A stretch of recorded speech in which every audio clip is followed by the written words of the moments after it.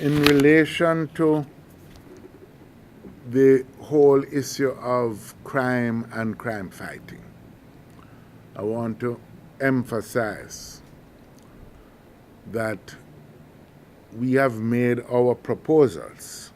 We have listed, for example, the need for additional budgetary resources. We think that the $2 billion reduction in the security budget in this year's budget as compared with last year's ought to be restored. It's not sufficient to simply make the point that the 15-16 or 16-17 was an extraordinary year because of the need to purchase aircraft and the need to purchase boats. We have, in the past, we purchased boats and we purchased aircraft, but I think we would all agree that in the circumstances that the country now faces, we need to have a sustained increase within the context of fiscal realities, but we need to have a sustained increase in the provisions for national security. We believe also that the police morale needs to be addressed very directly, and for that reason we think that the negotiations for the police force, as we did in 1997 when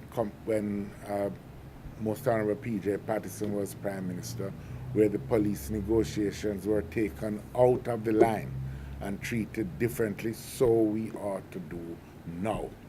It is very difficult for people who have one eye on their negotiations, who feel besieged by their own financial and economic conditions, to go out on the roads and confront hardened criminals and put their lives at risk while these uncertainties surround them.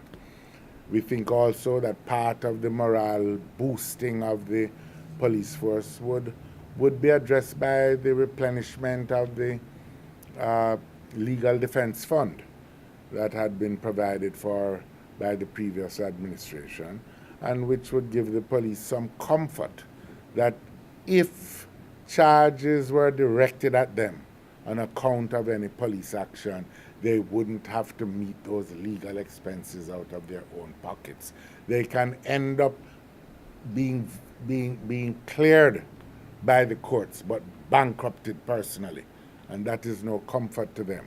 And they need to be assured that the government, the country, stands by them as they move about in our defense.